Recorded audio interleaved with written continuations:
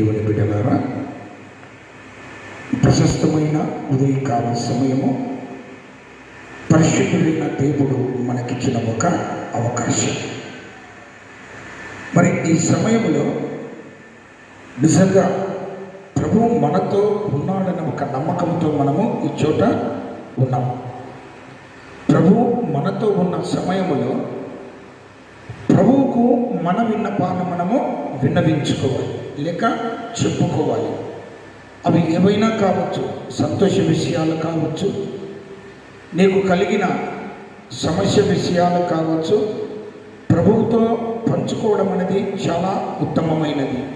మన ఇంటికి బంధువులు వస్తే సంతోష విషయాలు పంచుకుంటాం, కుటుంబంలో ఉన్న కష్టాలు కూడా చెప్పుకుంటాం. అంటే బంధువులకు ఒకరు చెప్పుకోవడం ద్వారా మనసుకు నెమ్మది కలుగుతుంది అనేటువంటి ఆలోచన మానవులకు ఎక్కువ ఉంటుంది.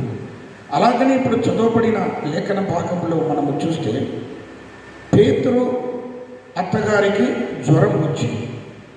పేతురు అత్తవారి ఇంటికి యేసు ప్రభుతో వచ్చారు. ఆమెకొచ్చిన జ్వరం విషయము, లేక ఆమెకున్నటువంటి శరీర బలహీనత విషయము యేసు ప్రభుల వారితో చెప్పుకున్నప్పుడు, యేసు ప్రభుల వారు ఆమె మీద చేతులు ఉంచడము, మరి మత్తయి సువార్తలలో మనం చూస్తే అది వెంటనే ఆమెను విడిచి వెళ్ళడము, జ్వరం, ఆమె లేచి వారికి పరిచర్య చేయడం.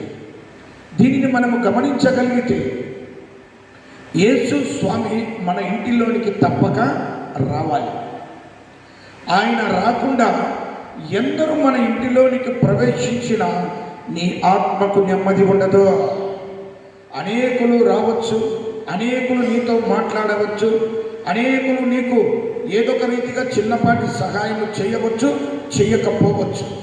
కానీ వారందరూ రావడం ద్వారా నీ ఇంటిలో సమాధానము కానీ, నీ సమస్యకు పరిష్కారము కానీ, నీ యొక్క బాధకు నివారణ దొరుకుతుంది అంటే యేసు స్వామిని మన ఇంటిలోనికి మనము పిలుచుకున్నప్పుడు, ఆయన ఎక్కడ ప్రవేశిస్తే ఆ ప్రాంత పరిస్థితులే మారిపోతాయి. ఎరికోలో ప్రవేశించాడు, జక్కయ్య జీవితాన్ని మార్చాడు. సమాజ మందిరంలోనికి ప్రవేశించాడు, ఊచ చెయ్యి గలవాణిని బాగు చేశాడు. యాయీరు ఇంటిలోనికి ప్రవేశించాడు, ప్రాణము పోయిన బిడ్డకు ప్రాణము పోశాడు. మరియా మార్తల ఇంటిలో ప్రవేశించాడు, మరణించిన లాజరును లేపాడు. అనగా యేసు ఈ ఇంటిలోనికి ప్రవేశిస్తే ఆ ఇంటి సమస్య తప్పక తీరుతుంది, సమస్యకు పరిష్కారము దొరుకుతుంది. అయితే నీ ఇంటిలోనికి యేసు స్వామి వచ్చిన తర్వాత మరియలాగా ఆయన పాదముల యొద్ద నీవు కూర్చోవాలి, నీ సమస్యను ఆయనకు చెప్పుకోవాలి. ఆ సమస్యకు దేవుడు పరిష్కారము చేసేటువంటి వాడు.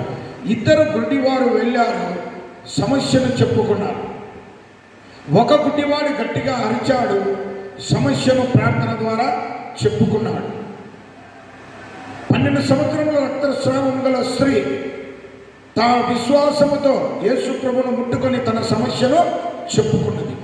ఏది ఏ రీతిగా చెప్పుకున్నా, సమస్యలు చెప్పుకున్న తర్వాతనే యేసు ప్రభు వారితో మాట్లాడడము కానీ, వారి సమస్యకు పరిష్కారం చేయడము కానీ, వారికి నెమ్మది కలిగించడము కానీ, వారిని బలపరచడము కానీ జరిగింది. పేతురు ఇంటిలో అదే జరిగింది. ఆ ఇంటిలోనికి వెళ్ళిన తర్వాత వారి అత్తను బట్టి అక్కడ ఉన్న వారందరూ, ఈయన జ్వరము చేత బాధపడుతుంది, బలహీనపడిపోయింది, ప్రభువా అని చెప్పుకున్న సమయంలో వెంటనే దేవుడు ఆమె మీద చేతులుంచి ఆమెను ముట్టగానే ఆమె జ్వరం ఆమెను విడిచిపోయినది. స్వామి మన ఇంటిలోనికి వచ్చిన తర్వాత యేసయ్యతో మన సమస్యను మనము చెప్పుకోవాలి. అది ఏ సమస్య అయినా కావచ్చు, ఎవరు తీర్చలేని సమస్య కావచ్చు. ఈ భూలోకములో తీర్చలేని సమస్యలంటూ చాలా ఉన్నాయి.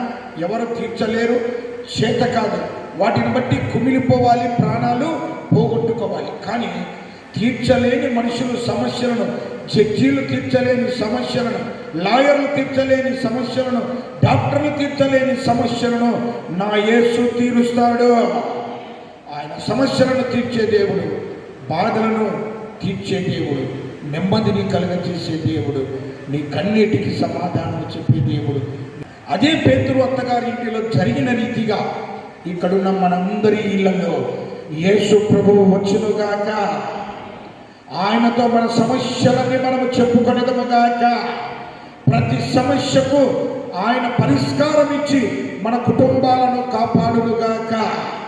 మన కుటుంబాలను కాపాడడమే కాదు, కానీ అనేకుల సమస్యలు మనకు తెలిసినప్పుడు స్వామి మన ఇంటికి వచ్చినప్పుడు, అయ్యా స్వామి, మా ఇంటి సమస్య కాదు నాయన, పలాని ఇంటిలో కూడా సమస్య ఉంది, వారు కూడా బాధలు అనుభవిస్తున్నారు, వారు కష్టాలు అనుభవిస్తున్నారు, వారు వెదనలు చెందుతున్నారు, స్వామి వారికి విడుదల కలిగించు అని నీ ఇంటిలో నీవు ప్రార్థిస్తే పక్క ఇంటిలో కార్యం జరుగుతుంది. స్వామిని అందరినీ చూస్తాడు, అందరికీ సమాధానం చెప్తాడు. అయితే ప్రత్యేకించి నీవు నీ ఇంటికి పిలుచుకున్నప్పుడు నీవు పిలుచుకున్న ఆ విధమును బట్టైనా నీతో నెమ్మదిగా మాట్లాడతాడు. ఎందుకు నా బిడ్డ నన్ను పిలుచుకున్నదో నా ఇంటికి, కారణం ఏంటో, ఆమె బాధ ఏంటో, ఆమె యొక్క కన్నీటి వ్యధ ఏంటో నేను వినాల కదా అని ఆయన కూర్చొని విన్నటువంటి దేవుడు. ఆయన వింటాడు, సమాధానము ఇస్తాడు. అటువంటి సమాధానము మనకు దొరికి, మన కుటుంబాలకు దొరికి, మన కుటుంబాలు, మన పిల్లలను ఆయురారోగ్యములతో ఆయుష్తో బ్రతికి మనము బ్రతకడమే కాదు, సంఘమంతయు కూడా దేవుడు బ్రతికించాలని, ప్రతి కుటుంబములో ఆయన ముట్టాలని, ప్రతి కుటుంబంలో అనేక జీవితాలు మరి బాధలు తొలగిపోవాలని, అనేక హృదయాలు మారిపోవాలని దేవుడి ఉదయకాల సమయమందు సహాయము చేయునుగాక. ప్రార్థన.